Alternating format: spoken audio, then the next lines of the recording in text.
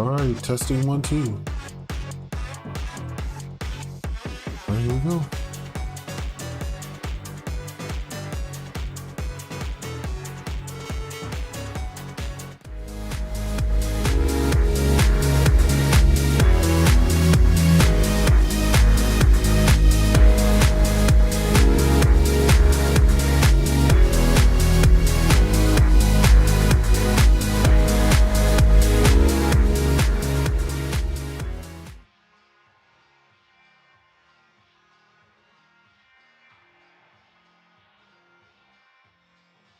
All right. Now I'm gonna do like a dual screen. This Marvel Tokon and stuff, and look at the freaking Maximilian Marvel Tokon and at F2Con today. So we're doing good. Kind of streamed in a while, so we might as well get started. Like the present.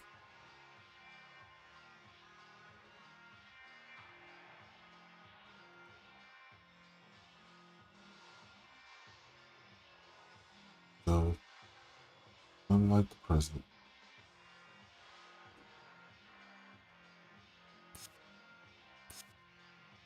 Fighting ground.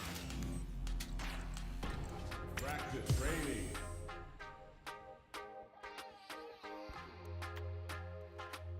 All right. Got this one.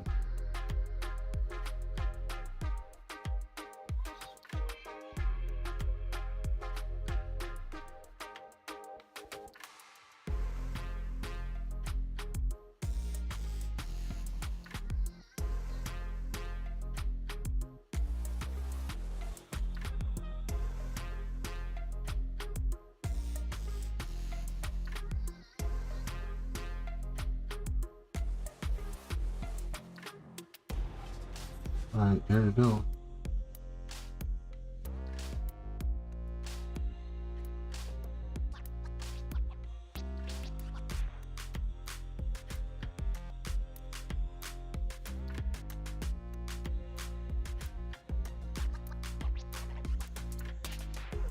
This one.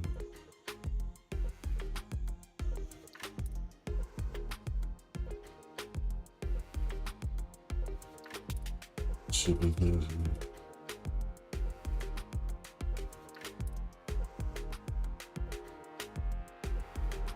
This one should be good. I'm gonna check it on this side. Should be good.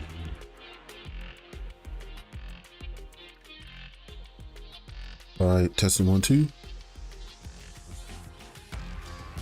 Should be good. I'm gonna check it on this side.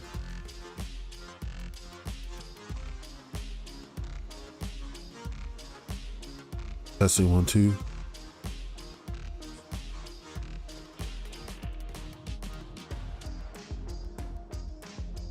All right, testing 1, 2. All right, once again. Should be good. One more time. I'm gonna check it on this side.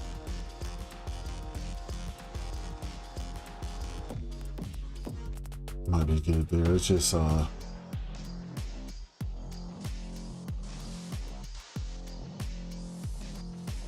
right. All right.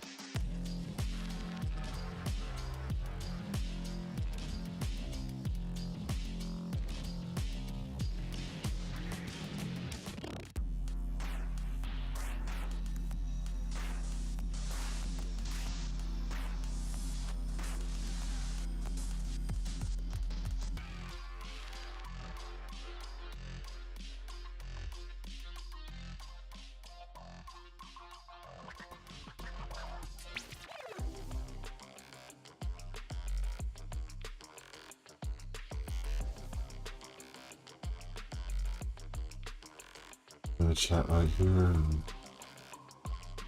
Let's go!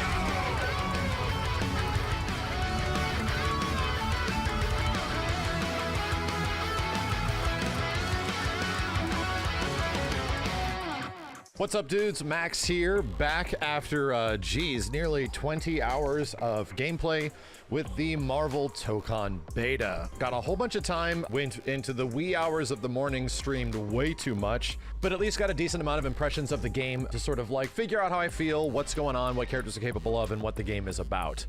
And what I kind of learned is that throughout my session of playing the game, many of the impressions that I had from the very beginning were still sort of the same, where it felt like we kind of like had an idea what the game is, where it's a game that doesn't directly incentivize tagging through like direct mechanics. There's no health recovery or anything like that.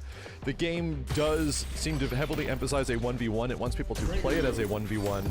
However, we always got the feeling from the very beginning that there was going to be much more to this Tokon iceberg, where the top of this iceberg pretty much is like a 1v1 game with like Dragon Ball Fighters-ish kind of mechanics. And then if you go several layers deep, which at the time had not been discovered, it gets much crazier and there's a lot more stuff. I feel like I personally got right under the water to start utilizing some characters and tagging in ways that is like kind of cool and pretty unique, but mostly keeping it similar, keeping it safe. This is a game without a proper training mode. There was a tutorial, but did find some cool combo things and was pretty satisfied with the way some characters played. I will say though, that iceberg might have actually gotten deeper as the beta went along, so we'll revisit that a bit later in this video. Talking about some of the things I really enjoyed, the characters are really damn fun. Dr. Doom was the first one I initially hovered around, and it feels like he's intrinsically sort of difficult as a character. You kind of got to figure out what you want to do with him. His teleport doesn't seem naturally that great. It's the equivalent of an M. Bison teleport in Street Fighter V, where he dashes forward and backwards. But Doom can get some pretty interesting stuff off of this if you start combining assists, like neutral assists, beam assists, and stuff of the like. He absolutely has some fairly challenging combos. I personally found the DP input of the game to be a little weird. I had to really prioritize on the inputs that down forward was the last input for the Dragon Punch motion to successfully come out. And once I got used to that, it was like not that big of an issue. But Doom has some moves on his DP input that are like, you know, big electricity, and they're really good. So I was trying to do them a lot and getting other stuff, and I was like, this is challenging. But otherwise, I love his combo structure, man. I think his unique attack is one of my favorite unique attacks in the whole game. The Aegis Reflector sort of setup that he has is not only a defensive tool, it's also an offensive tool. It leads to some of the coolest looking combos of the game, where you're ping-ponging the enemy between the shield and yourself and picking back up. It's arguably some of my favorite stuff in Tokon right now, so I think I personally like Doom the most. Although, at the moment, I don't feel like he's necessarily great as a character by himself. Next up is Star-Lord, and Star-Lord I put the second amount of time into, of the most time. And yeah, this is just do-it-all guy. Star-Lord is one of the characters you're seeing the most in competitive play right now. He gets access to good damage, he gets access to really easy, really long combos. He gets a whole bunch of like utility with all of his moves. His normals are great, his guns are good, he's got okay keep away, and he's got a gimmick that leads to a restand state that allows you to mix people up like relatively easy. That's like sort of like layer 3 mix in the game right now, and that was really good. He's got like an empty jump, really good low, which is also an easy way to open people up. And his assist is one of the best in the game, although most people will not be using this dude as an assist. Most people are going to be using Star-Lord as like a point character to get to damage, to get to stuff.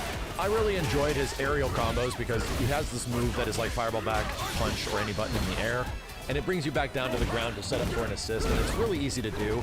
I feel like a lot of other characters, it can be sort of difficult to figure that out. Doom is one of those, where he doesn't have a way to get you back down to the ground super easy, but some characters do. Captain America and Star-Lord, for example.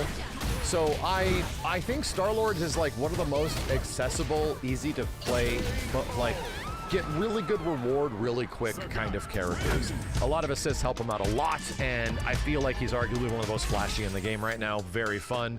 But I like Doom more because he's like harder, and it feels like getting to do the cool Doom stuff isn't as easy, and it feels more rewarding. Next up is Captain America, and Cap feels like the most all-rounder in the game, which is not surprising at all.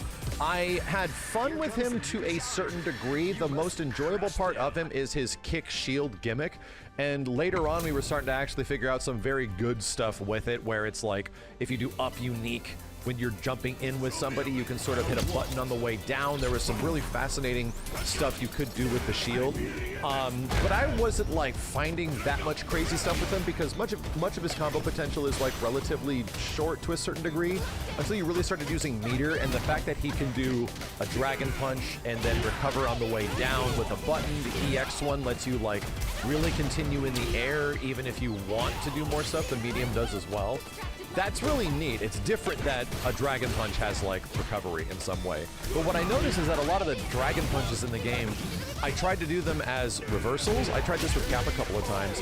On Wake Up, it would say reversal with my DP, at least I think it was, and then I would get stuffed. So it seemed like the Dragon Punches seemingly have like upper body involved. Got to play a bit more to find out, but when I was seeing myself getting stuffed on Wake Up reversal, doing my DP, I was like, uh-oh, these are different utilities than you're normally used to. You can throw them out in neutral to anti-air somebody or do them in combo, but yeah, I did love Cap at the end of my session. Unfortunately, I wanted to like him a lot more, but it felt like he is like a really heavy neutral character, like really controls the neutral with all of his insane mobility.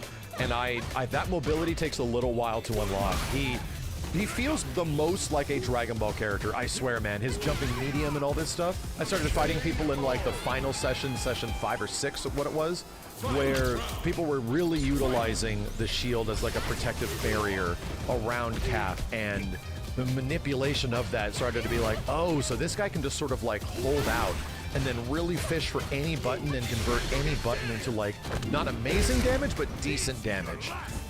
And most of the times when I was playing against Captain America, those games were going to time. Like they literally were. And it was like, oh wow. So yeah, this guy is sort of like a battle of attrition character.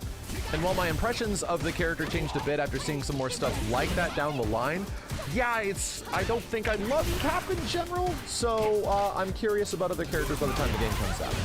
Last up is Iron Man, and Iron Man's an interesting one because he gets this really interesting gimmick, which is flight. He can fly out of most of his special moves and unique attacks, which does seemingly set up for some really cool combo opportunities, and I was having fun with that. It's like you get these cool air combos that let you go laser into more buttons and more specials. It's fun, it's neat. At the same point, I feel like it isn't really like real. A lot of it does lead to some pretty cool stuff where Iron Man feels like he's flying around a lot more than the other characters. But piloting him and getting him to, you know, weave in and out of stuff with flight is a little difficult. I do feel like he's susceptible to 2Hs, and 2Hs in this game are pretty similar to Dragon Ball 2Hs, but they're just like this big ass launcher meant to counter jump-ins, meant to counter like super dashes back in Dragon Ball. In this situation, it's like your universal big launching ass like down H, and it's going for a big combo after. And he sort of falls prey to that if you start entering flight mode right around and close to the opponent. You'd have to weave in and out. It'll take some expertise there. I think Iron Man's cool, but he's clearly one of like the tougher characters to use in the beta. And last but not least, our characters that I didn't get to try, but I fought against a ton, which is Miss Marvel as well as Storm. Storm feels like great. She feels like really good to great. A lot of cool utility, easy rush down. She doesn't feel super fast, but a lot of her combo and opportunities feel like they are not super difficult to get to. You use this EX wind in the air to bring them back down to the ground, to go into super, to go into assist. Everything just feels like it works pretty naturally with Storm. And her gimmick looks really fun. I see some really cool stuff moving around ice balls with her gimmick of wind all over the place. I like that a lot. Miss Marvel is a demon. Actual demon. I'm like, this character seems super cool when I was like first playing, and then you start playing again, like, oh wait a minute, what do I do about that? Oh wait a minute, what do I do about that? Oh god, I thought I had a counter for certain things, and she just starts beating your ass. Yeah, Miss Marvel is nuts. Diaphone recently won the first TNS tournament with her. She is kind of like all over the place. Some of the most winningest players that I watch in Tokon are all using Miss Marvel because she is legit difficult to counter. And I'm trying to find counters with her and figure out what you can do against this stuff if there is, and the best option is just to like not be there. So yeah, what makes her so good? She doesn't have an air dash, she doesn't have inherently great mix by default, but she has this Spencer-like unique arm thing that stretches her across the screen and all over the place. And my dude, my god, this thing can feel really hard to stop. The hit's done on block. If they do it too close, you can punish it, but if they do it far away, she's almost like, I think, like guaranteed to get a hit after. Her auto combos are naturally really damn good that convert into good damage, and she has a powerful overhead that's mad quick, and you can convert after. So, my dude, this chick was like the demon in the beta. I do feel like she's somewhat of a scrub killer, just in general, and characters with really powerful overheads are overall going to be quite good in this game. But as of right now, with a limited period of playtime, and if you just want to do stuff really fast, dude, Miss Marvel was the way to do it.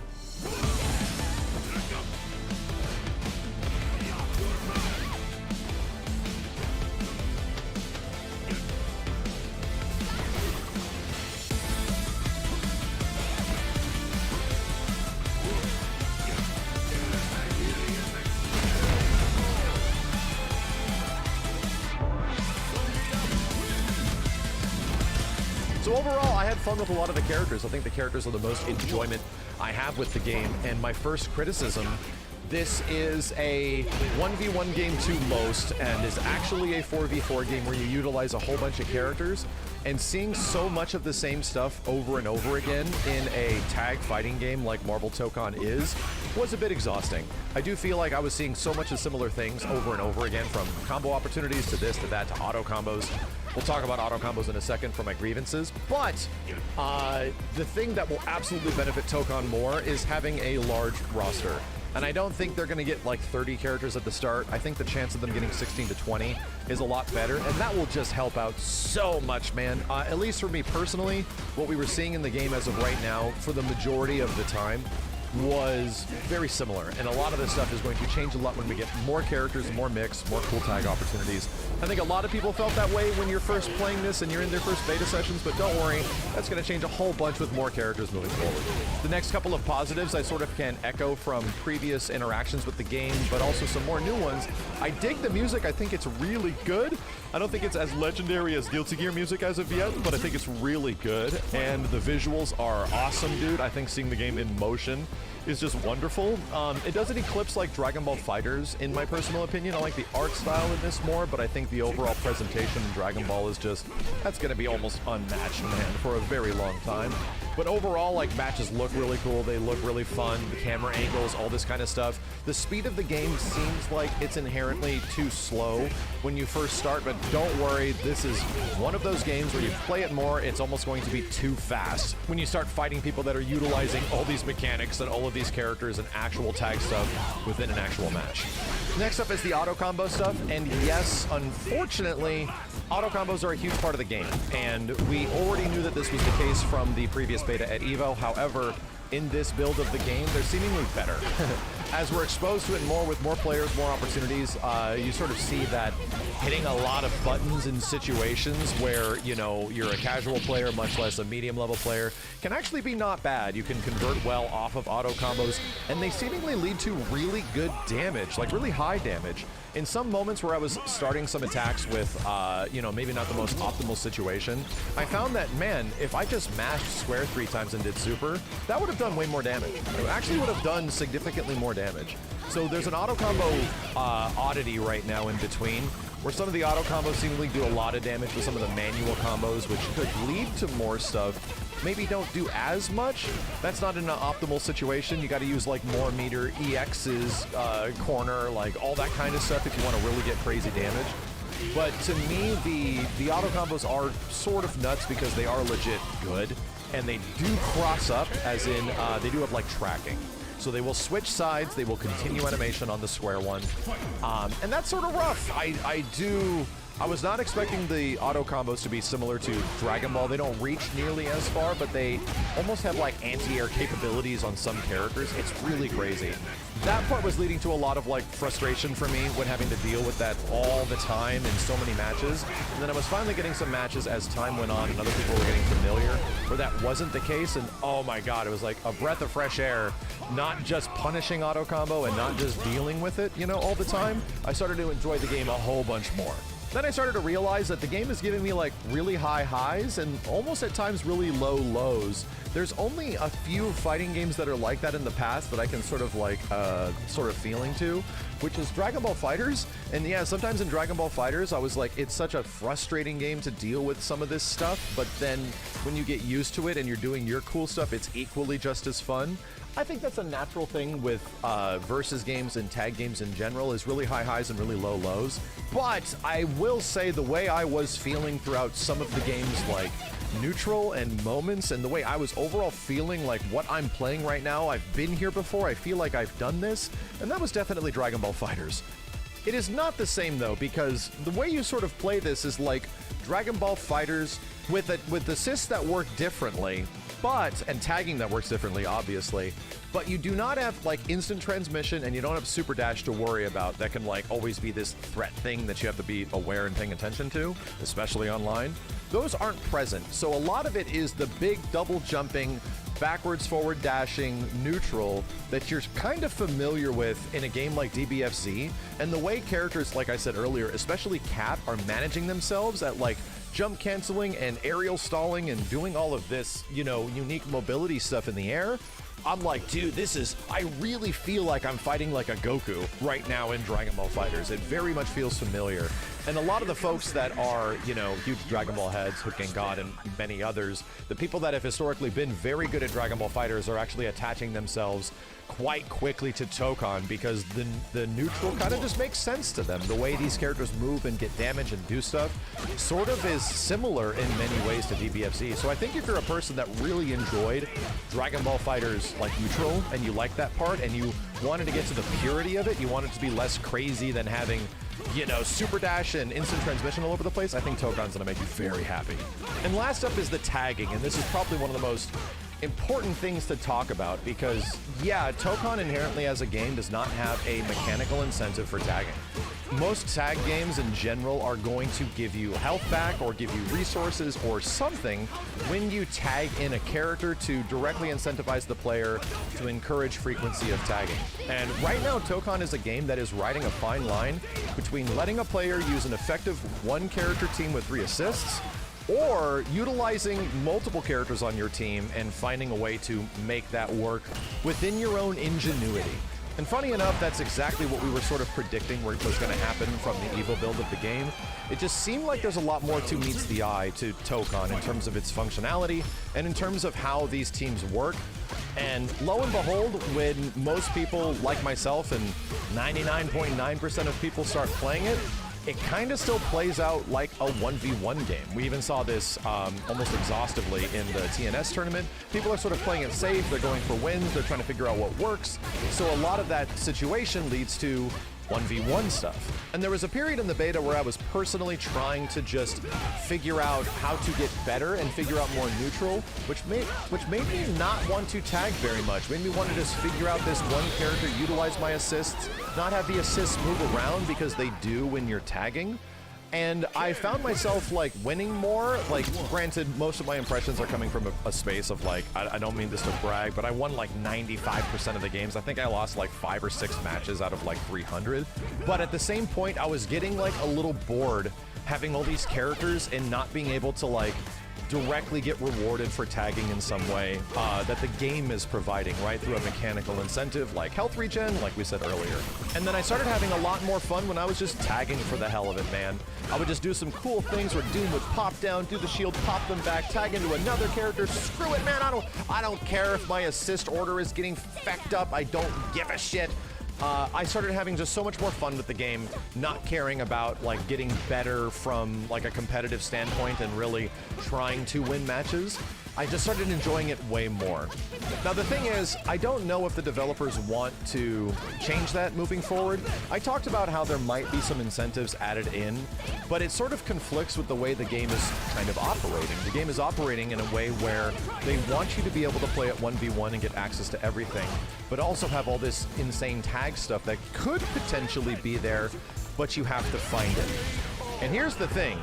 We talked about that iceberg a bit earlier. People like Sonic Fox, I have been watching play this game or play a multitude of fighting games for so long, and they're just able to figure out how a game works so fast it will blow your mind.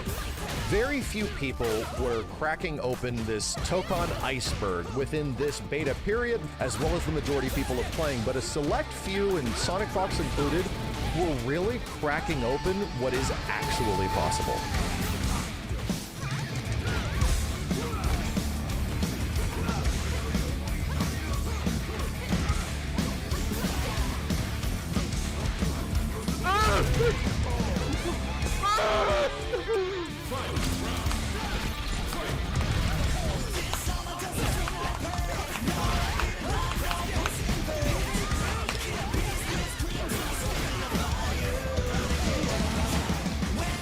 Why can't I say? What? And this is where my last sort of feeling on the game is right now, where a lot of people, including myself, were just wanting to see more and wanting things to feel different and hoping that there was more beyond the hood. It's just that we could not get there yet. Tokon is a game that is the easiest to jump in if you want to be like a brand new player. The game is super mashy in an auto combo sense. You just literally hit your face against the controller and cool big supers and cool big combos will happen that do big and cool damage. But at the same point, there is a level of depth and nuance that go way, way, way below this iceberg than most people that are even huge high-level video game, high-level prowesses that have played a multitude of fighting games over these years were barely even able to crack or comprehend within this beta session, much less at EVO. And that final criticism is that I think Tokon is like the easiest fighting game to play in the world, and also the most complicated. It's a very weird spot that I think might be intentional, where they're designing this game to be like the most accessible it possibly can with all of this 1v1 stuff, and that's what we're seeing a whole bunch of right now. But the true meat and bones of the game, figuring out stuff like this with insane low overhead mix, stuff like Ringe figuring out the fact that you can call neutral assists without utilizing some of the green bar at the top. It's like, whoa, that's really crazy. And that's kind of where Tokon, to me, is the most fascinating. This is one of those games where it's going to take a long time for the majority of people, much less new players, or even existing players, to sort of wrap their head around the way this stuff works. Characters with overheads can naturally set up into hard-to-blockable overhead low mix, almost for costing nothing, man. It's really insane. The only way to get out of this stuff is that the game does have defensive mechanics like crossover that will let you escape those situations. So if you see your ass is about to get destroyed, yeah, you're gonna want to utilize your crossover, even if it gets perfect reflected. Who cares, dude? I didn't eat the full death combo, bro. I have the exact same relationship with Tokon as I did with Dragon Ball FighterZ a little while after like Dragon Ball came out, where when I was playing it, I was having a good time and then eventually was frustrated by some things, and that was absolutely the same in Tokon. But then when I'm not playing the game and watching other people play it and finding really cool stuff in Dragon Ball, I was like, oh damn, dude, I want to play. Yeah, this character, they can do that, they can do, oh man, that's super inspiring, this is really cool. And then you get back into it and then the process just like refeeds into itself. That was happening to me all over again, man. The only issue in this beta is that I was exhausted. I streamed way too much for way too long. My ass has just not ever been designed for 12+ hour streams. I ain't that much of a gamer. But the time that I did have with it, with grinding with it, was a mixture of highs and lows, just like I've had with Dragon Ball FighterZ before. So to me personally, I think characters are going to do so much, man. The fact that this iceberg has all of this down below leads me to think that they might not mechanically incentivize tagging very much, and actually just leave it up to player ingenuity to create the dirtiest, nastiest shit possible, which eclipses even some of the nastiest mix that you would see in games like DBFZ, man. Some of that stuff is gross, dude, leading to hard-to-blockable situations that you see in even games like Marvel vs. Capcom Infinite.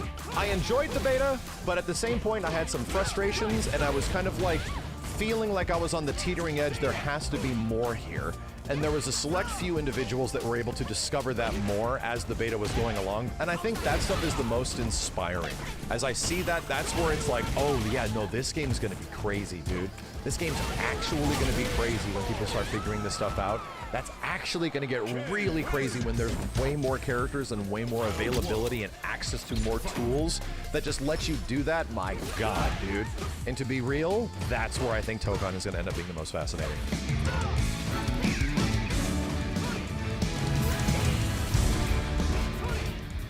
And funny enough, I think the majority of folks and their first impressions are actually valid. The game doesn't really want to give you a ton of reasons to tag on its surface level. And that is a complete antithesis from the traditional tag fighter, and they want to give you reasons to tag. They want you to see a whole bunch of characters cycling in and out like over and over again. This game works differently. You get the full utility of your team towards the end instead of from the beginning, which is the way it normally works. There's a lot of people wanting to label that as good or bad, and I don't think there's an answer for that yet. I don't think it's fair to answer that question yet either, because again, this iceberg is going to get actually deeper when we learn more, and it's not done yet, dude. There's a good reason why so many people are playing the game as a 1v1 right now, because it's literally designed to be that way. And for those of you that want to like get closer and really edge out the crazy stuff you can do with 4v4, that will be there.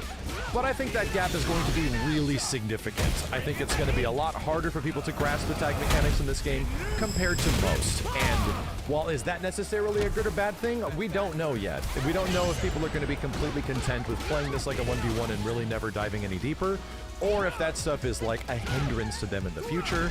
And that's where I'm really curious if the devs make tagging a bit easier, or if they open up those windows a little bit more to allow folks to discover things maybe a bit quicker than obviously some of the best players in the world, with no training mode and a relatively short beta time period. I think the no training mode is a big one because this game feels like, oh man, it needs training mode more than anything for you to actually get there. And in a beta period, beta session where those tools are really limited, you kind of are seeing the game for what it is at its surface level, and it may not be super impressive right at the start. Again, all fair criticisms of a game that's trying to do something very different. Either way, thank you guys a ton for watching the video. I'm looking forward if there's going to be another beta with more characters down the line, because we're looking at Tokon right now from this, like, you know, this little porthole. You cannot see the entire horizon of what the game is to offer, and that doesn't even apply to characters. It also applies to gameplay. There's a lot more out there to be discovered. Anyway, thank you dudes a ton for watching. Thank you for hanging out. I'll be back with more footage and coverage of characters as soon as we see more on it. I got a lot more gameplay to go over of the stuff that I played, so that'll be going up on the channel. Appreciate a thumbs up on the video. My name is Max, and I'll see you next time.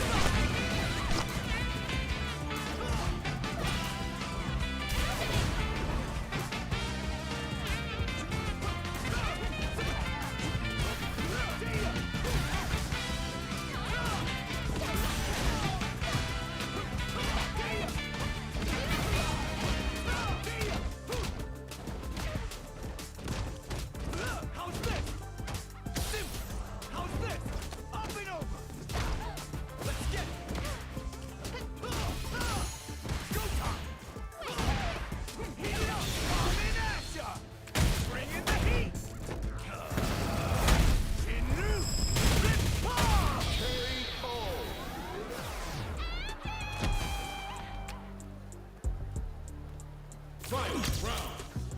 Fight. Hadouken! Hadouken!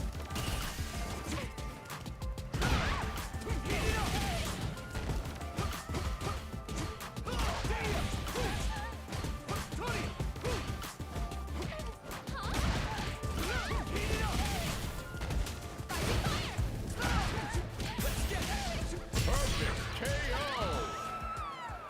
Ken wins! Round one. Fight! Hadouken! Hadouken!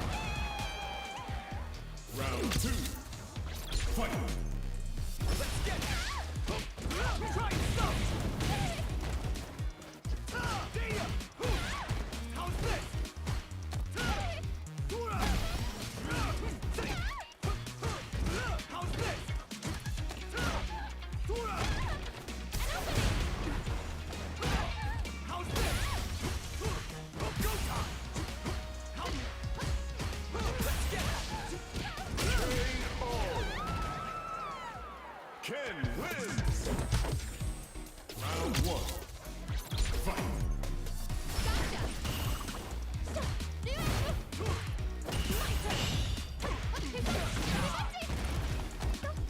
Stay down. How's this? My turn.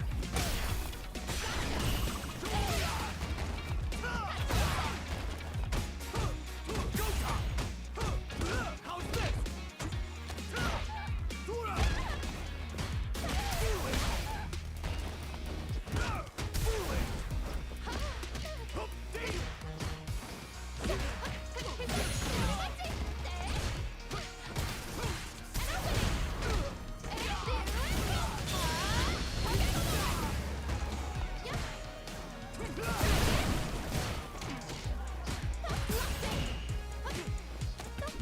Stay down.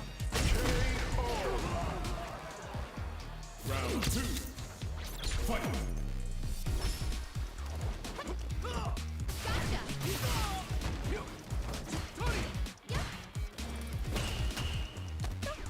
Stay down.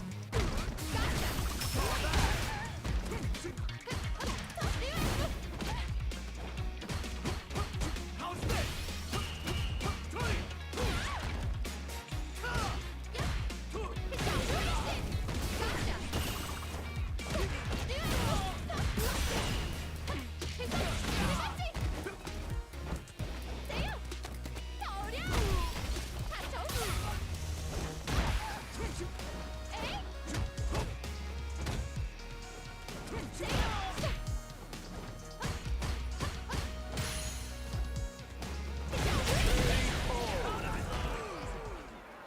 My wins!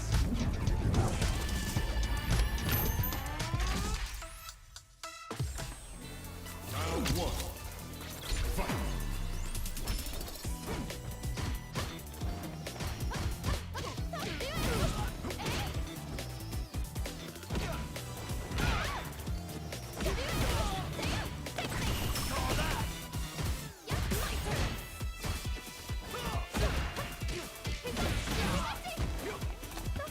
Stay down.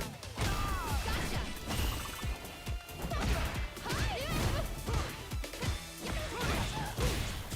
How's this?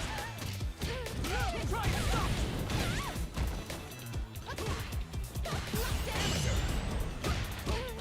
Try it out.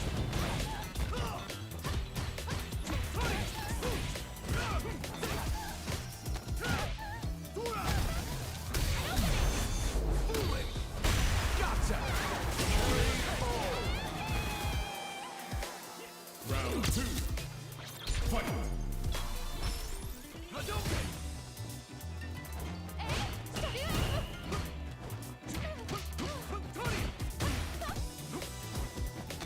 Watch your head.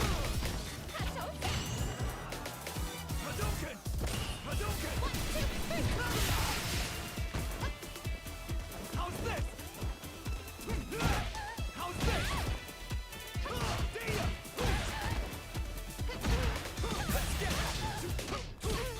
Try it, stop!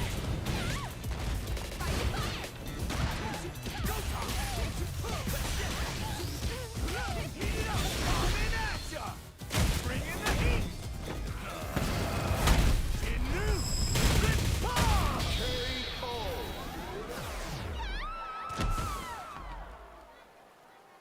Ken wins! Round one. Fight!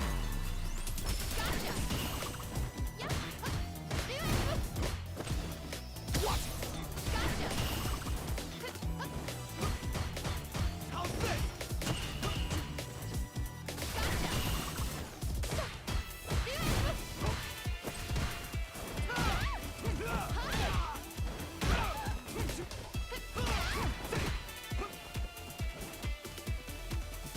Hadouken!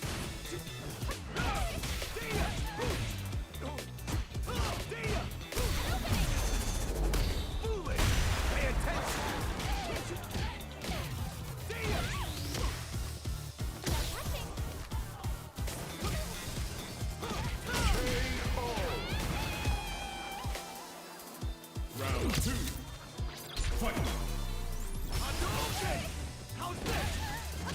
Eh? Try this.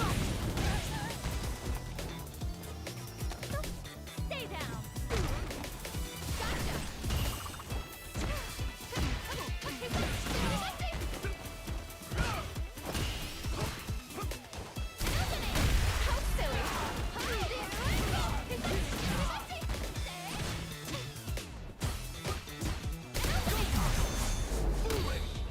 Gotcha. Come here. Coming at ya. Bring in the heat. Inu. Rippa. Bet that hurt.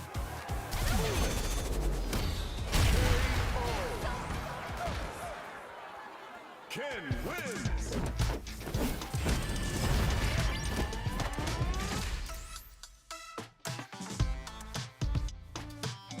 AJ Lee is back, baby. We are in business. That has been the talk of the town. So on today's video, we need to talk about what we want to see come out of AJ Lee's run in WWE. As of right now, we know that AJ Lee has signed a brand new contract. However, we don't know how many days, how long she's going to be there, or what is going to happen.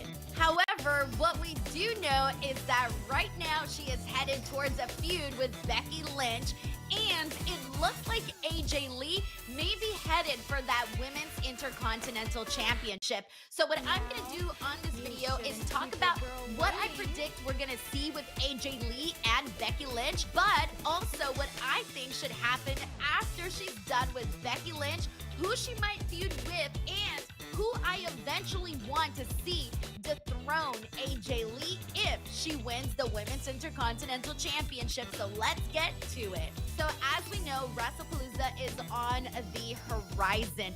What does this mean? What is going to happen? So many of us are expecting a mixed tag team match where we see husband and wife versus husband and wife between CM Punk and AJ Lee versus Seth Rollins and Becky Lynch. Now, I do firmly believe that that is what we're going to be seeing at WrestlePalooza, but also I do think that at some point afterwards, we will be seeing AJ Lee defeat Becky Lynch for the Intercontinental Women's Championship. I don't exactly know when that will be, but I feel that right now, given how much hype and buzz AJ Lee has surrounding her return to the company, it would be so weird if we did not strap her and if she did not get revenge for Becky Lynch's actions towards CM Punk. If she didn't get her own personal revenge, and her revenge would be taking away that title from Becky Lynch. One of the cool things, by the way, about AJ Lee being back in WWE is that she has nothing but fresh matches with so many wrestlers that either it's been several years since she's been in the ring with them, or people she's never wrestled before, and I cannot wait to see what AJ Lee and what they have in store for AJ Lee. But so I'm saying she wins the Intercontinental Championship. It's gonna happen at some point.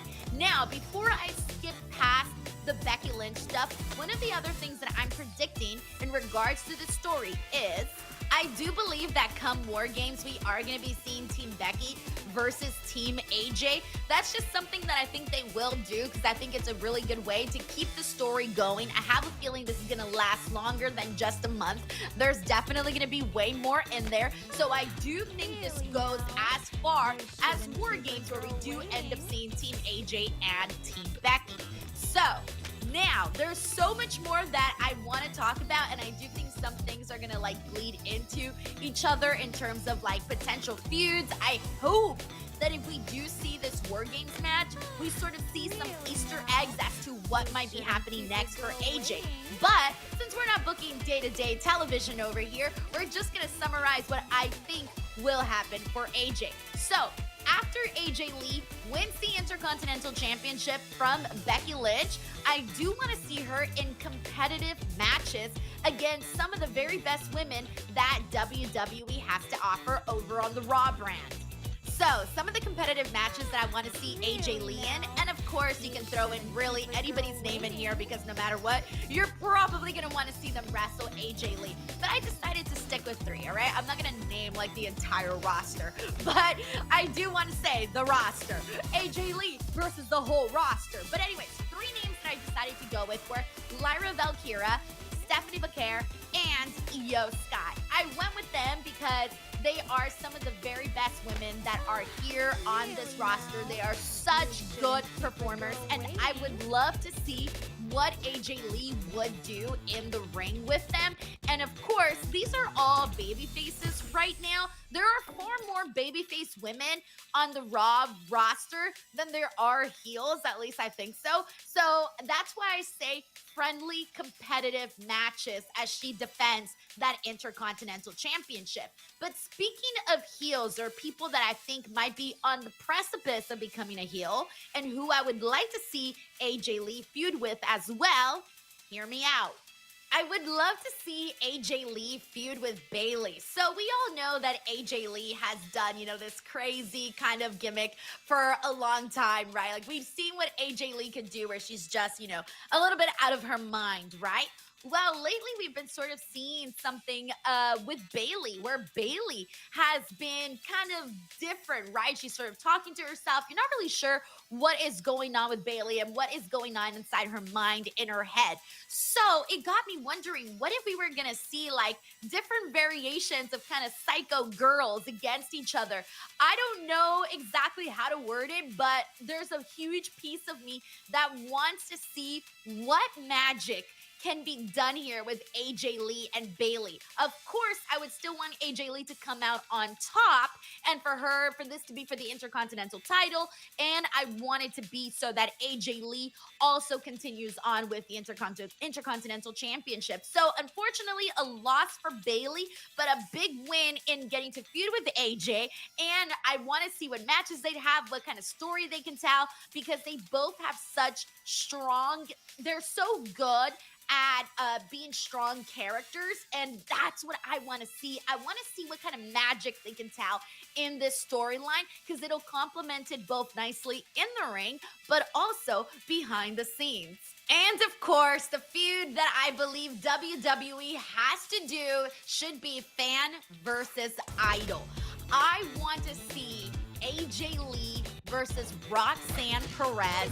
I kind of have my fingers crossed that this will happen at WrestleMania. I know maybe I'm asking for a little much here, but bear with me. I want to see this match happen at WrestleMania.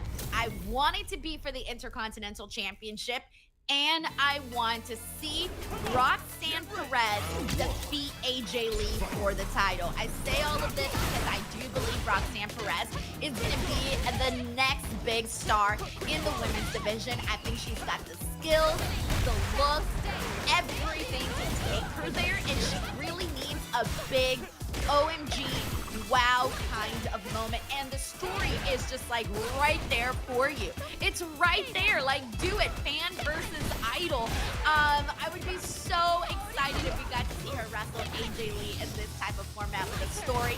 It's right there. Like, it's literally right there to grab, and that's why I want to see this play out. And I even thought, like, what if when we do, earlier I had mentioned the possibility of like Team AJ versus Team Becky. Like, I even thought, what if they started with the whole, even though Roxanne Perez is a heel right now, she's still a big fan of AJ Lee. So what if she was part of Team AJ, and in that she like turns on AJ Lee or something? I don't know. I haven't really thought out the details here, but I'm just throwing ideas at the wall. But regardless, I hope that by the time we get to WrestleMania, that this, my friends, is the feud that we are seeing, with, again, Roxanne Perez being the one to go over on AJ Lee. I know, right? I'm getting so excited. I'm getting so excited right now just thinking of the possibility. So now, here's the other thing, and this is another one that I want to see AJ Lee feud with, and how I think this can kind of like play into it all together. So bear with me. Here is the next one. Liv Morgan. So Liv Morgan and AJ Lee is one matchup that I definitely want to see in this day and now.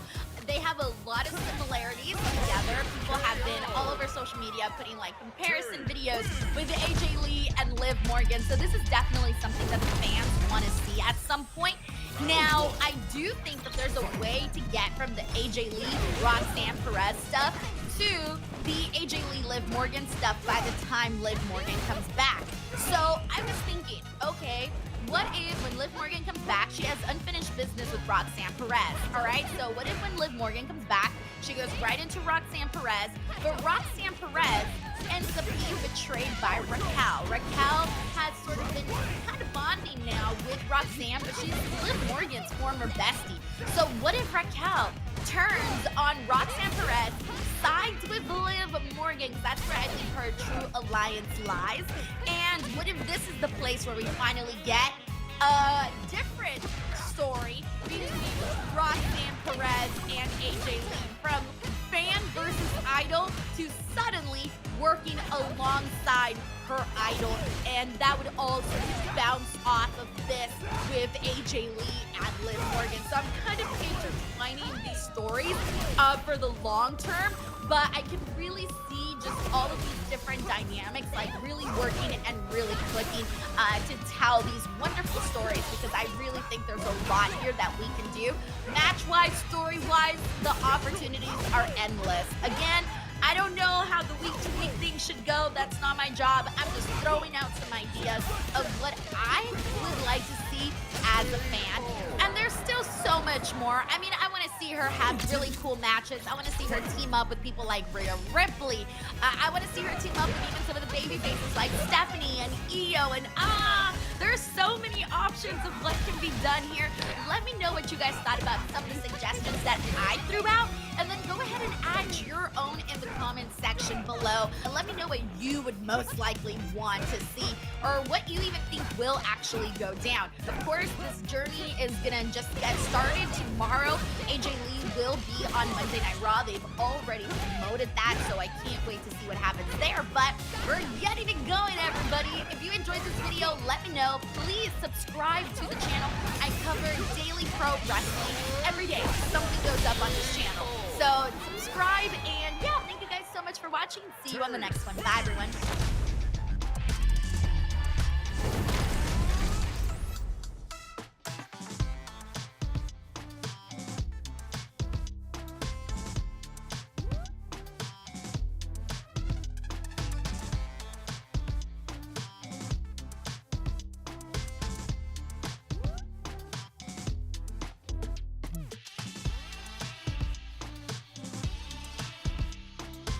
You guys have probably heard that there is a brand new Street Fighter movie coming. Legendary Pictures announced that they're doing a Street Fighter movie, and they already announced a bunch of people in it, like Jason Momoa was going to be in it.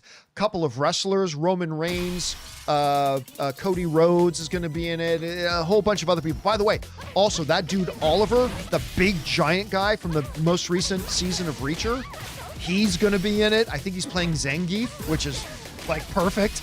Anyway. But the question has been, two, who's going to distribute this movie? Because it didn't have a distributor, because Legendary's deal with Sony is now expired. And number two, when is it going to come out? And good news for those of you guys looking forward to Street Fighter, both of those answers are now here.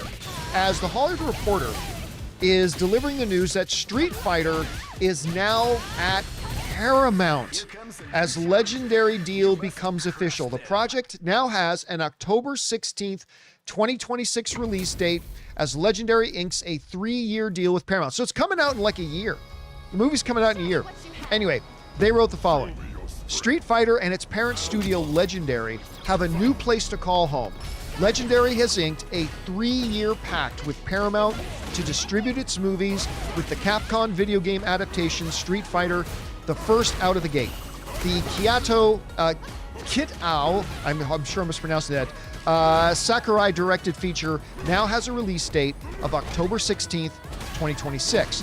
The film is currently in production, with Paramount and Legendary releasing the first plot details for the movie, which will be set in 1993, the year the popular game Street Fighter II hit arcades. All right. First thing I want to kind of bring up here, before we start talking about like Street Fighter specifically, is Paramount. Paramount. Listen, it was not long ago that a lot of us were looking at Paramount going, you know what, we love Paramount, like they put out things like Top Gun Maverick and whatever, and the Mission Impossible's been, but man, they've struggled. For a number of years, they've struggled. They had a few hits here and there. They're one of the most iconic, like legendary studios in all of Hollywood. But for years now, we've been talking about, man, they're in trouble. They're in trouble. Well, then word came out that they were going to be up for sale, and a bunch of people lined up to buy them, and Skydance ultimately won it. They're not who I wanted to win it, but they won it, and now Skydance owns Paramount. But I got to tell you guys, this whole thing about them getting the Street Fighter movie is just the latest massive win. Ever since these guys have taken over Paramount, they have been killing it with great decisions. Right now, it's them getting the deal with Legendary. Like, don't even just think about the Street Fighter movie. They've made a deal with Legendary, which is amazing. Every studio wanted to be in business with Legendary. So Paramount's got that right now for the next 3 years. But on top of that, like, they got that UFC deal done for I believe, correct me if I'm wrong in the live chat, guys, but I believe it was for $7.7 billion. $7.7 billion. And that is a huge win for them, man. Because they're now going to be showing UFCs without them being pay-per-views. It's just going to be on Paramount Plus. Listen, we've been saying for a long time, Paramount Plus is actually pretty good, but they're having a hard time getting subscribers. They're going to get a flood of subscribers now. Every UFC fan in the world is going to get Paramount Plus because now, instead of having to pay $80 every month to watch a UFC pay-per-view event, they're going to get to watch them for free on Paramount. Terrific move on their part. Then they signed an exclusive deal with the Duffer Brothers, the guys behind Stranger Things, and got them away from Netflix. Then there was this huge Hollywood bidding war for the next Timothée Chalamet movie that's coming out, that's being directed by, help me out in the live chat, guys. Why am I freezing on the amazing director of Deadpool, of Logan, I should say. And he just directed Timothée Chalamet in the Bob Dylan biopic. James Mangold, thank you. MJV was the first one to point that out, James Mangold. So there's this big project with like an action thriller with James Mangold and Timothée Chalamet, and every studio's bidding for it. Paramount got it. Paramount just signed, we didn't talk about it on the show, but Paramount just signed this exclusive production deal with Will Smith's production company. Now they just got this thing with Legendary. Listen, who knows if all these or any of these moves are going to work out? That's another question. But the fact that they've been able to do all of this in such a short period of time, they mean business. Like, maybe it'll work, maybe it won't work, but they mean business. And so we'll see. And now they've got Street Fighter. I'm going to admit something to you guys. I have not really been paying much attention to the whole Street Fighter thing. To me, it sounds like a straight to Walmart, remember VHS tapes kind of thing. It really was a throwaway thing to me. Even now, when they announced Jason Momoa, I thought that was interesting. But the cast is actually pretty good, and I gotta say, the new synopsis for the movie sounds pretty good too. They say, here's the new logline. Set in 1983, estranged Street Fighters Ryu, Andrew Koji from Warrior. Are you kidding me? Anyway, and Ken Masters, Noah Centineo, are thrown back into combat when the mysterious Chun-Li, Kalina Liang, recruits them for the next World Warrior Tournament, a brutal clash of fists, fate, and fury. But behind this battle royale lies a deadly conspiracy that forces them to face off against each other and the demons of their past. And if they don't, it's game over. Okay, that part is kind of lame. But at any rate, are you kidding me? You got Andrew Koji in this, in a Street Fighter movie. Guys, if you've not seen Warrior, go watch Warrior. I believe it's on HBO Max. It's so good. It's so good.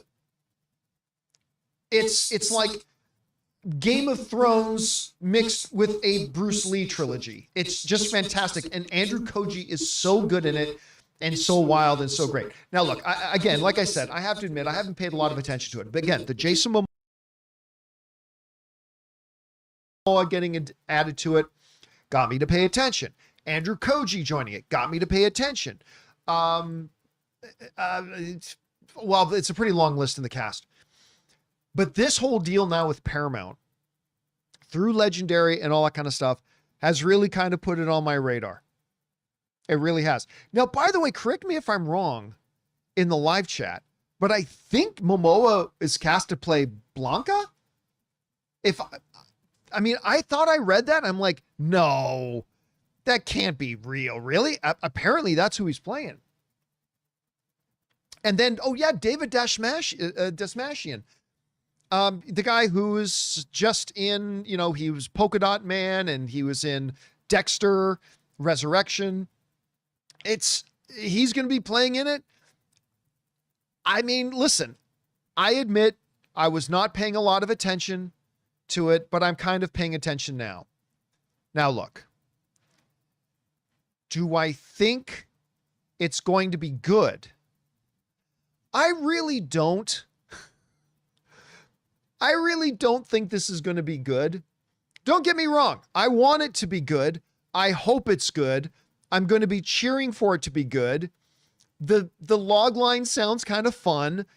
The cast is really fun. I mean, Cody Rhodes. Look, if you want to be serious about your movie, don't put in Roman Reigns and Cody Rhodes. All due respect to them as superstars in wrestling, 100%. But maybe put real actors in your movie.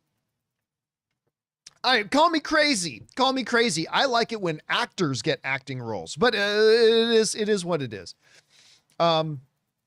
Yeah. So I just think this movie's probably going to be pretty bad, but you know what? I'm paying a lot more attention to it right now. Be good. The log line sounds kind of fun. The cast is really fun. I mean, but I think Momoa is cast to play Blanca. I thought I read that. I'm like, no, that can't be real. Really? Apparently, that's who he's playing. And then, oh yeah, David Dastmalchian. The guy who was just in, he was Polka Dot Man and he was in Dexter, Resurrection. He's going to be playing in it.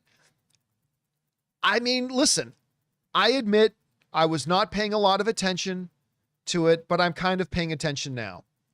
Now, look, do I think it's going to be good? I really don't. I really don't think this is going to be good. Don't get me wrong. I want it to be good. I hope it's good. I'm going to be cheering for it to be good. The log line sounds kind of fun. The cast is really fun. I mean, Cody Rhodes. Look, if you want to be serious about your movie, don't put in Roman Reigns and Cody Rhodes. All due respect to them as superstars in wrestling, 100%. But maybe put real actors in your movie. All right, call me crazy. Call me crazy. I like it when actors get acting roles, but it is what it is. Yeah. So I just think this movie's probably going to be pretty bad, but you know what? I'm paying a lot more attention to it right now than I was before. Anyway, guys, question is for you. What do you think about this?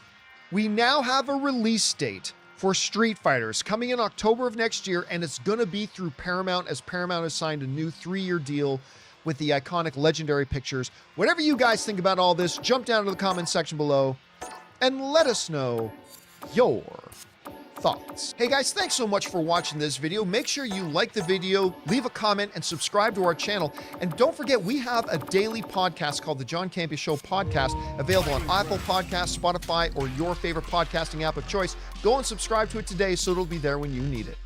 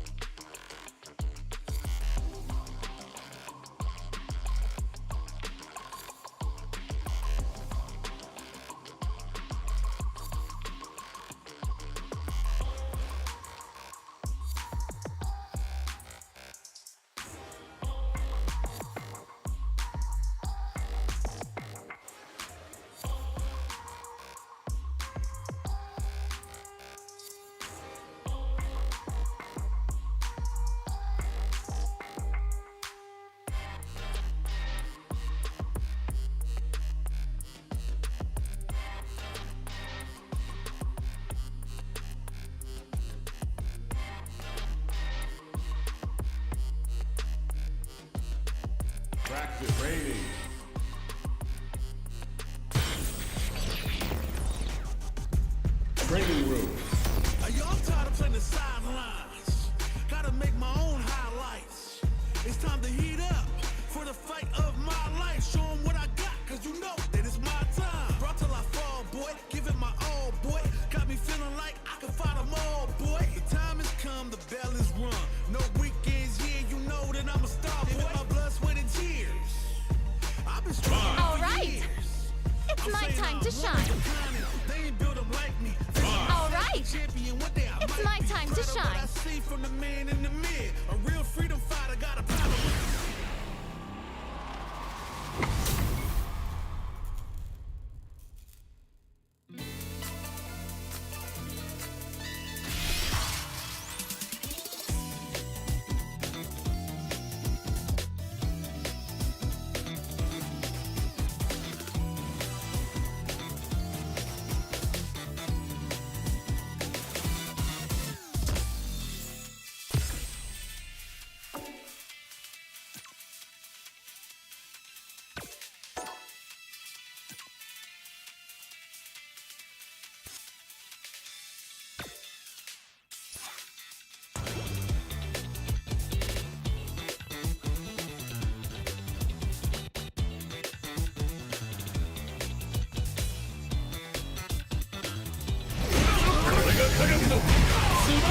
Ouch.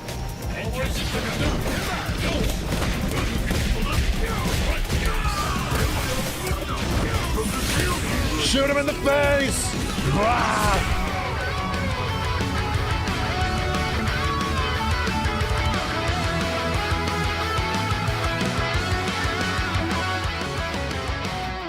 I think the HP feels fine.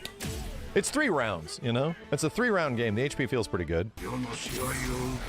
Brace yourself. Round 1.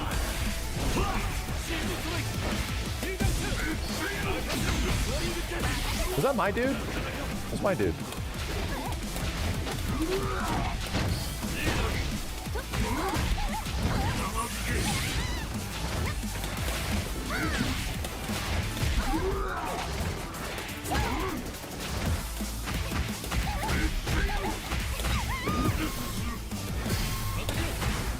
Neither do the zaps, right? Oh my god! Really? Its hit stun is all the way down there.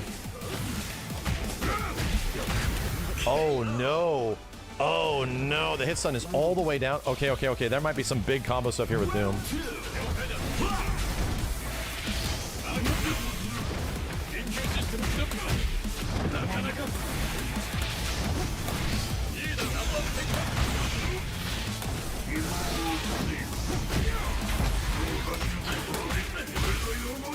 In the corner only.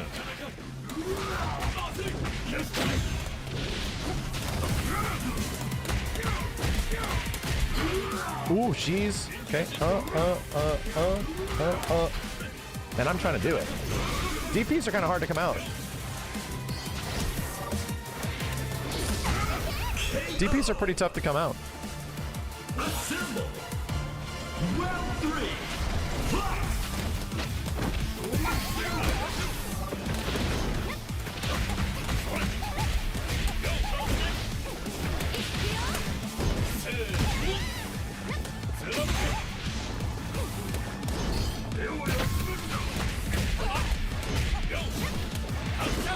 Trying to do the unique. Iron Man's unique is kind of weird.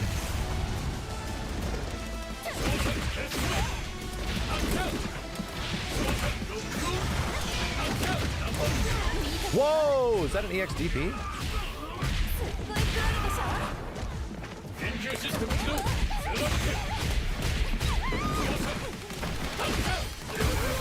Cool. Cool.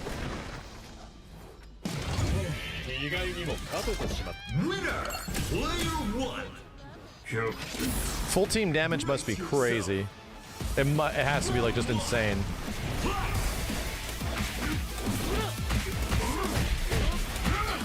Okay.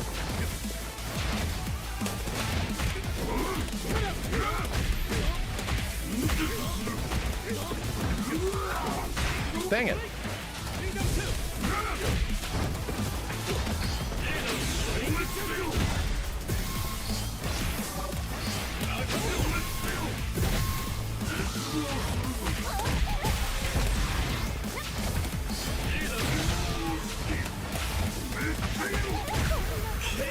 Okay. Beams. Trying to get better with Doom here.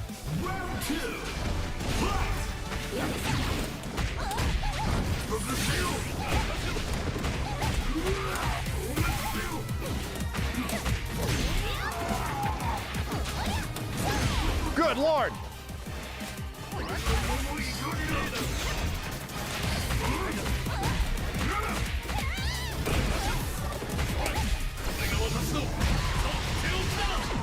Okay. Yeah, Kamala's fun.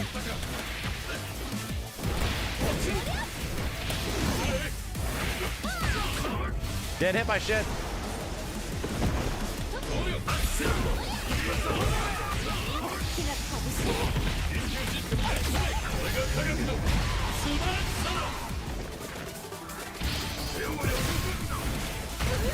Okay. Yeesh. I gotta figure out how to get the laser beam from his level 3.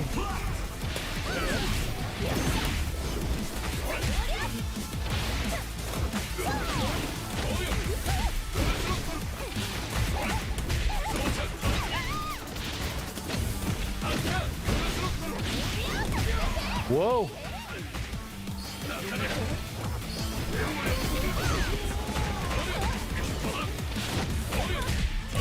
Dang it, dude.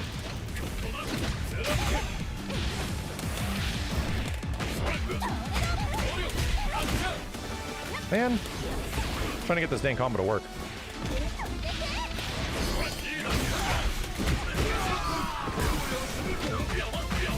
Ow, it's stuttering. Okay. Oh boy, it's really stuttering. Oh boy. Oh boy, it's going to hell. Dude, I swear to God, the anti-air assist don't do anything. Every time I put an anti-air assist out, it just gets stuffed. Bottom right, you can select assists. Those are your assist order.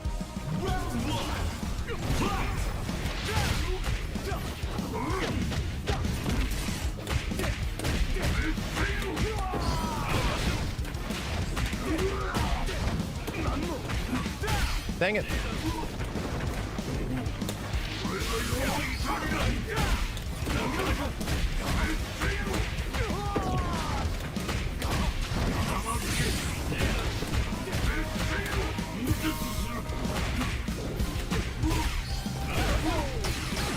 Things are happening.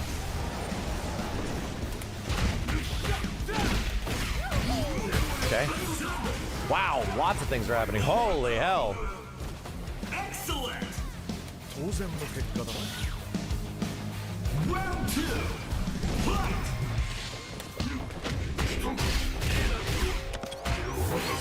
Dude, light auto combo is going crazy, bro.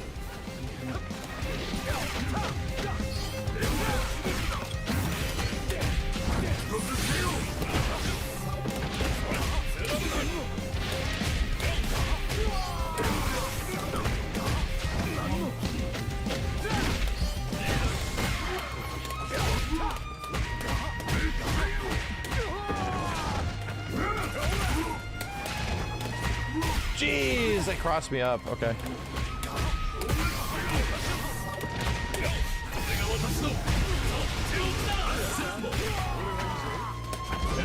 Oh my God, down H at the start. Oh God.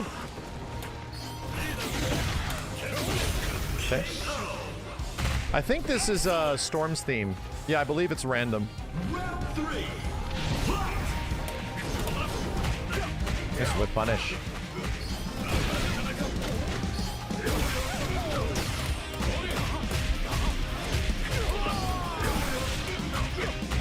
Man, wake up autos, I'm getting destroyed. Yeah.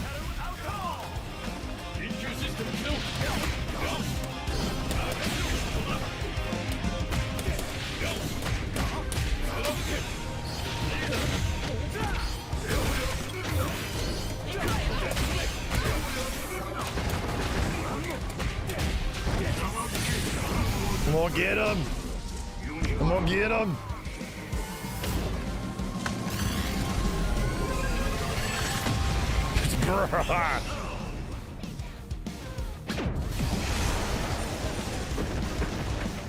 Do I got full team? I got full team.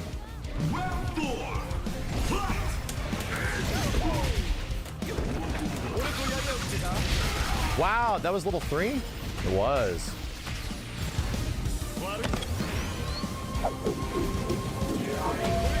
Not a lot of damage by itself. It's okay though.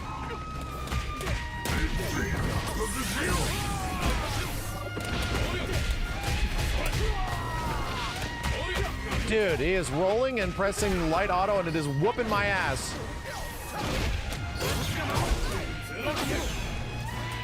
I'm gonna do it myself. Wow, it works. That's crazy that it works.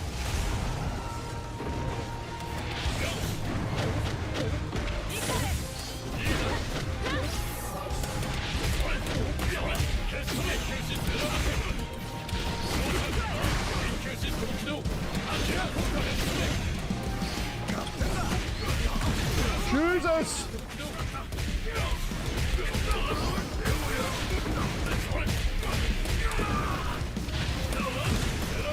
Wow, I didn't mean to do that. Okay. No, Tatsunoko versus Capcom is a much faster in general game than this. Much faster.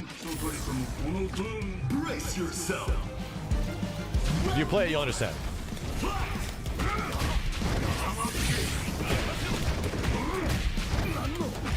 Oh, God.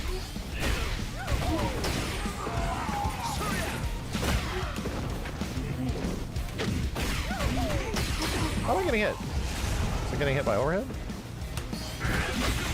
Dude, my armored overhead does not seem to armor overhead. Like, ever.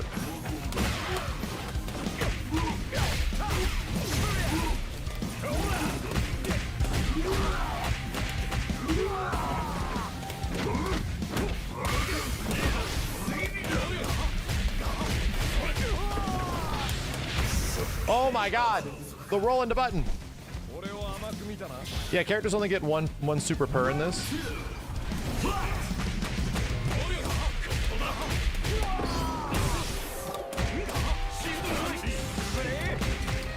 What in the hell?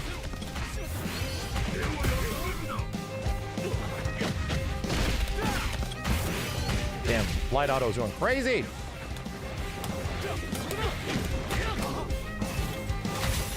I'm frozen today.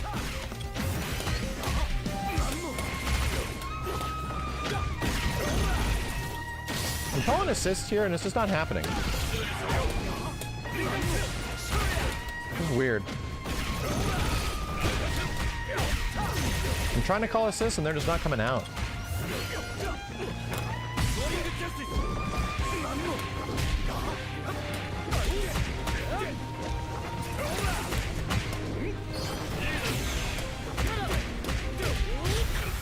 Okay.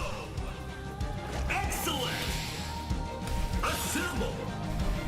Round 3. Fight. Yeesh.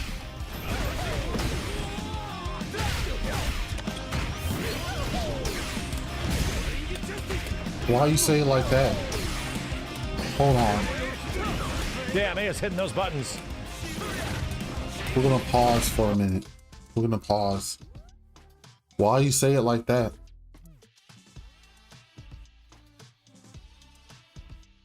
Hold on. Are you still there, Mike Bogroff?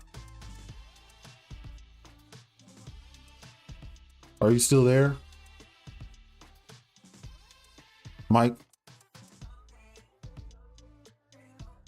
Why you say it like that?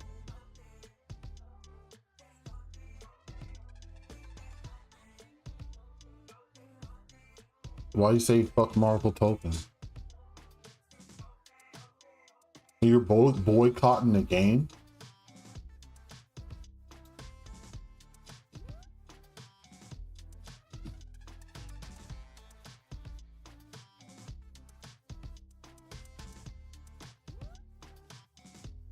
Why are you boycotting the game? I just wondered. I just want to know your opinion. You didn't like it?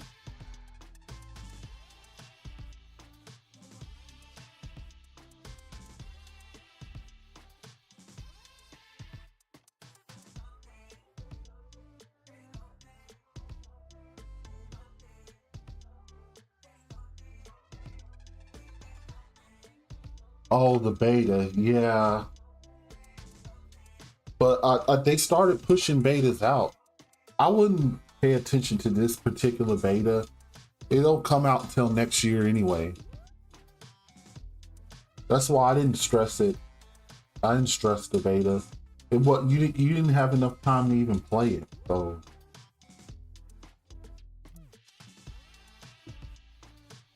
That's why I wouldn't stress it.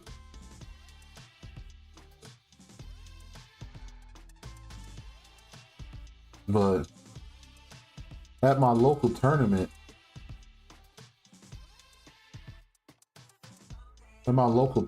they had it. I was able to play it a little bit.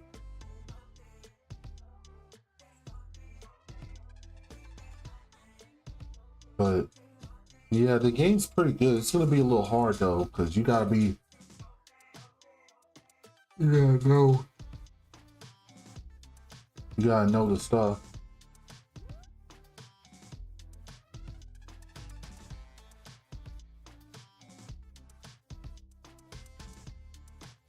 Yeah, I wouldn't be mad because it's too new anyway.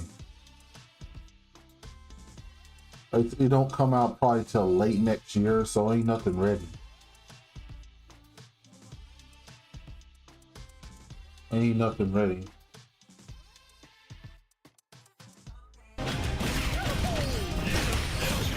Yep. I wouldn't worry about it too much.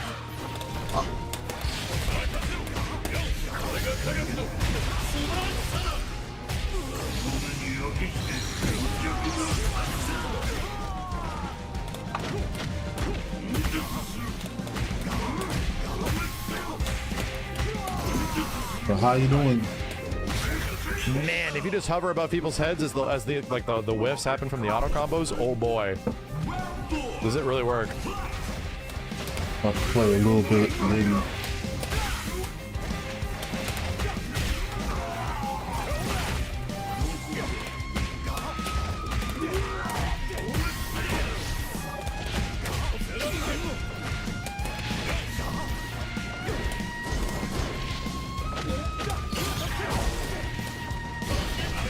Oh god, I put myself right in front of his face.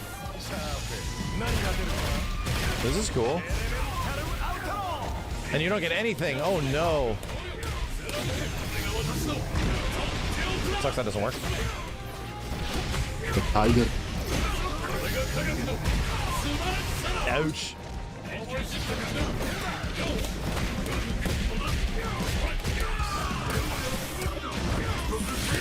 Shoot him in the face! Ah! Is overhead assemble punishable? I'm not too sure.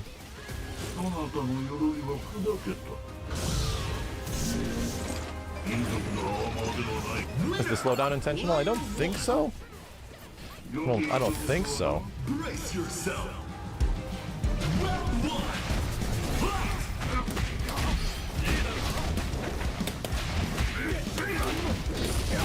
Ow, damn. Oh, damn. Light auto combo destroyed me. Jesus.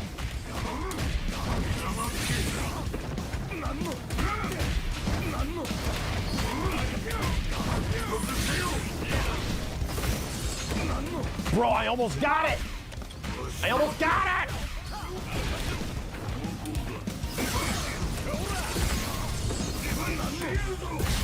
Okay, gotta start using this. Dang, I got I was lucky on almost that. sick. Oh, you lucky on that.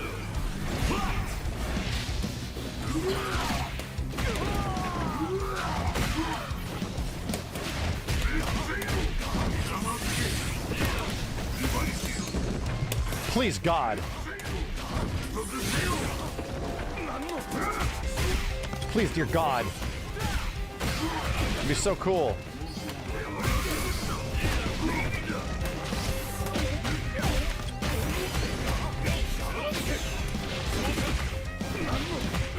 I think I have to go into unique after that. Probably be better. Bro, I don't feel like it hit me that much.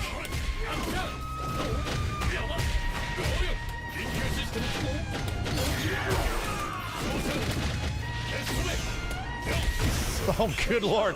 Boot, boot. Excellent. Assemble. It's pretty hard to combo off crossover if it is possible.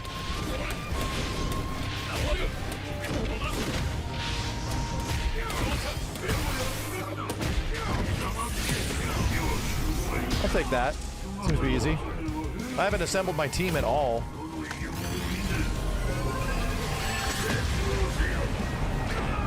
There we go. I just had to complain a little.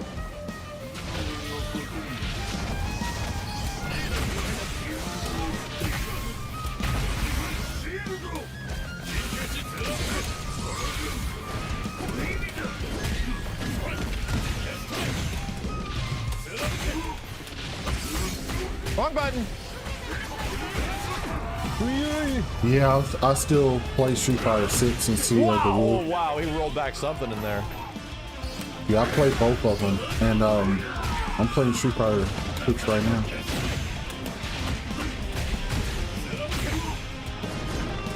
I think City of the Wolves is about the same.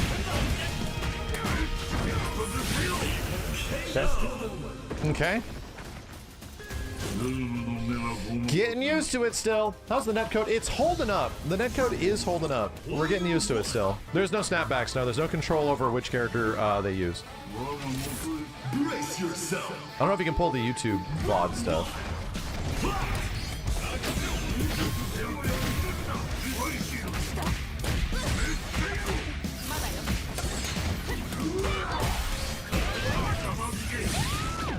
Okay.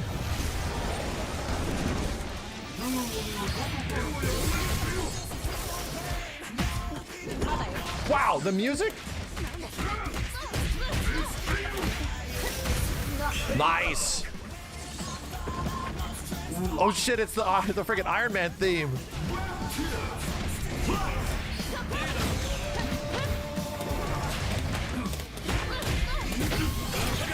Whoa.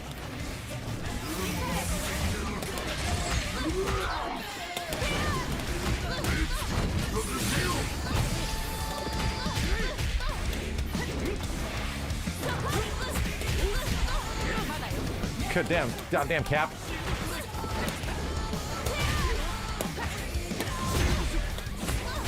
I'm made in Cap, my. you're stupid That's boot. what I'm playing with right now. Stupid boot. I mean, mine, City of the Wolves too, and BJA. But mine's one. Okay, that sucks.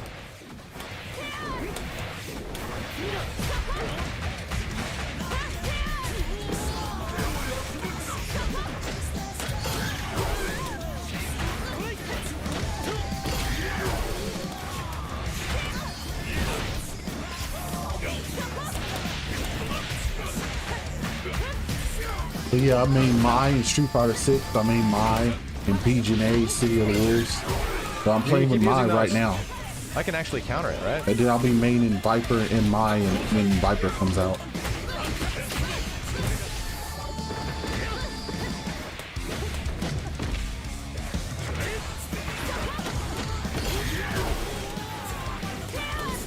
I'm trying to smack Doom over here and he's not smackable.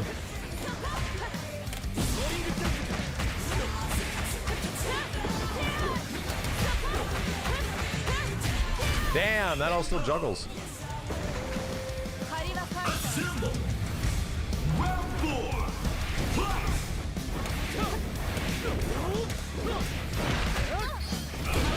Damn.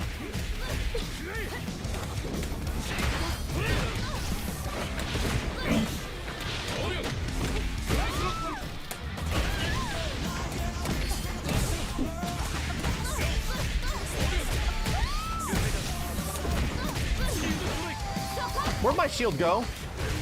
Bro, where'd my shield go?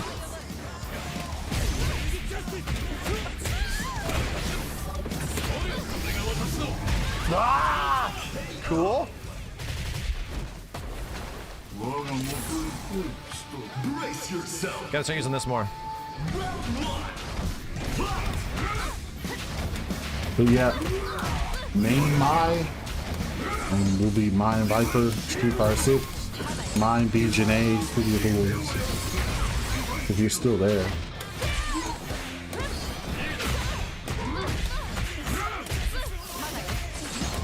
Come on, you.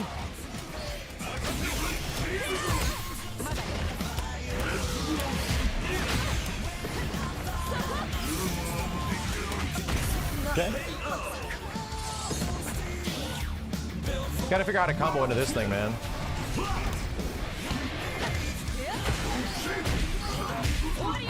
Lost his assemble gauge by doing this.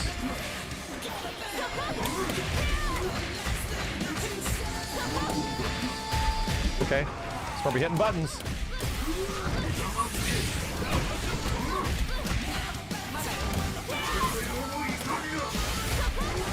Ah! Stuff is happening. Okay.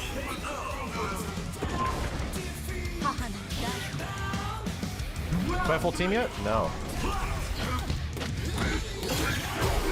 Okay. I can counter those.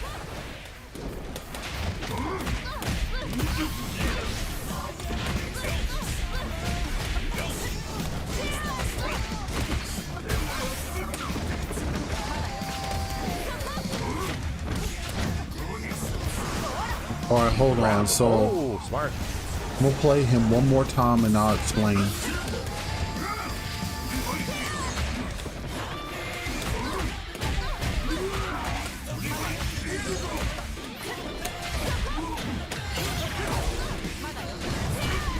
Whoa, what was being pressed there?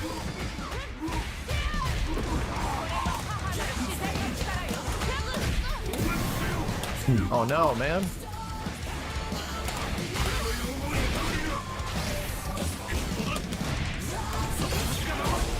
Jeez, I have to be ready for those. I'm holding back and I'm pressing assist and nothing's coming out. Wow, I died to that. What's weird is that you walk back and you press assist and sometimes the assist just doesn't come out. I'm gonna play this match and I'll explain.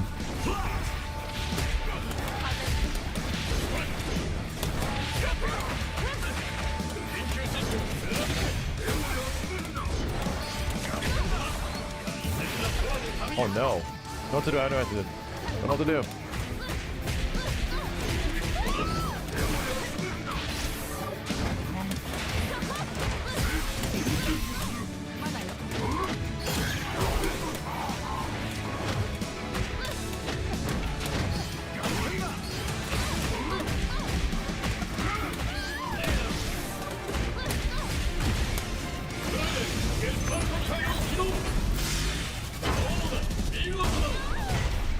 Ah! I need to figure out how to do the laser. What the hell is the laser? But yeah, the reason why I'm diamond because I'm master rank on PC. I've been playing Street Fighter 6 more on PC, literally because I have a PC mod. But the reason why I'm playing right here is on PlayStation 5 instead is because I'm streaming. And I only That's got crazy one that her counter hits PC, lead to all that. so I can't stream and game at the same time and lag. That's why this mod is diamond. 'Cause I can put it up to Ah!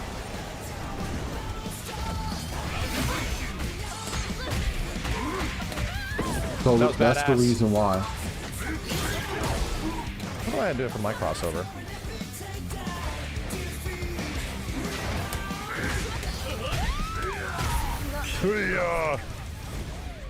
Yeah, we're starting to get some cool synergy stuff happening. It's starting to happen. Player one. Brace yourself. Round one. What's up, Byron? What's up? But yeah, the reason why I'm playing my is diamond on PlayStation 5 because I've been playing more on PC. I just can't stream PC at the same time on one PC while playing Street Fighter 6. So I have to Son of play a bitch. Street Fighter 6 on PlayStation, which really the only reason I'm playing PC is because I have a whole bunch of Why can't I my wake up in that PC button? I'm mods. gonna That's do it. it. Look at That's that. the only Damn, reason it's why I'm working. playing on PC because of the mods. It really works. Costume mods. I literally got like 15 Zap. PC costume mods.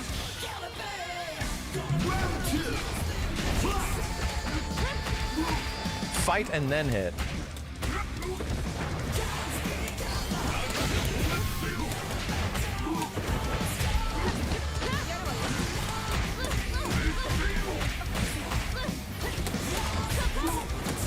Jesus. I'm gonna stream. I haven't streamed in so long, so I just started. I'm probably gonna stream. Let me pause a minute. I'm probably gonna stream. I don't know. I really don't know because I don't have a set schedule at all. Man, my stream, I hadn't streamed in like months. So maybe tomorrow. I might stream tomorrow night at like, no, because Monday Night Raw. Maybe Tuesday. Maybe Tuesday night. Because tomorrow's Monday Night Raw. And AJ Lee is back, so I don't want to miss that. So I might stream then. So I'm looking at Tuesday.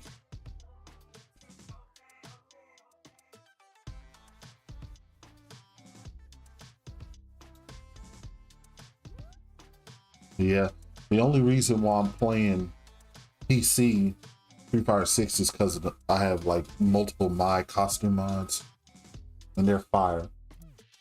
It makes the game a lot more fun. But I will usually play on PlayStation. But now I can't stream and play on PC. I need another PC. The stream PC can't handle it. So I stream and play on console. It's just better for streaming. Byron, what you been up to?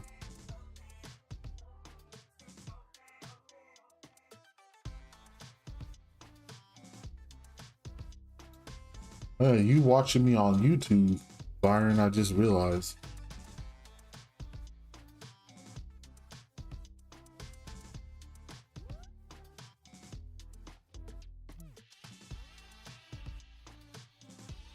Okay, post. I usually follow my Twitter. Twitter. I post when I'm on a stream too. Twitter and Facebook.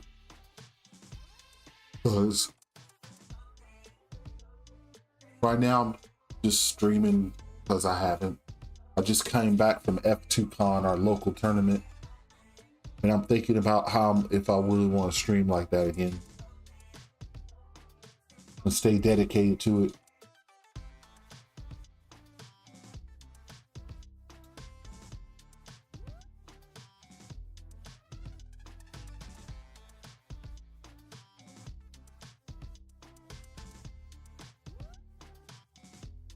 That's the big thing.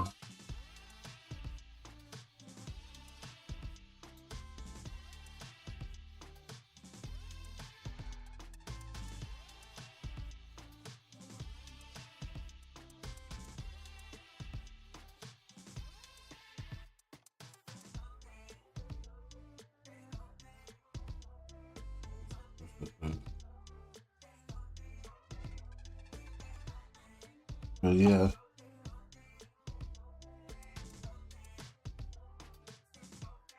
I might call it.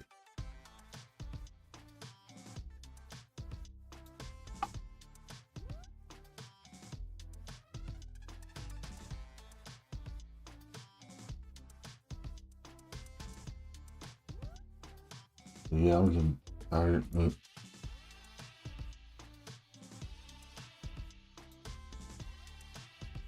all right, if you're digging the stream, yeah, I multi-stream on Twitch and YouTube. What I've been doing. I wonder. But yeah, I might. At this time, I didn't feel like doing the cam, so I did you did a little dual stream, like watching some of the Tokon stuff and watching Maximilian. But I usually have a stream where I got the little green screen. But yeah, 139.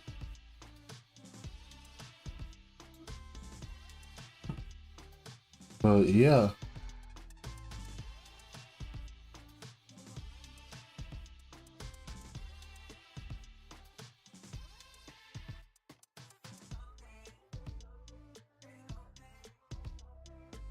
Well, I'm gonna call it for today. Yawning already, getting tired.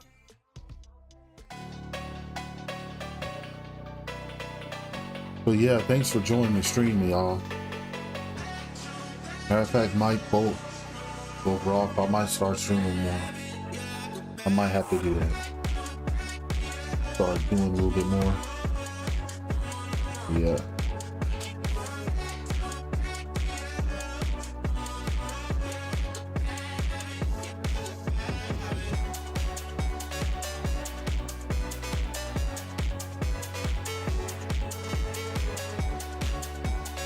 All right, man.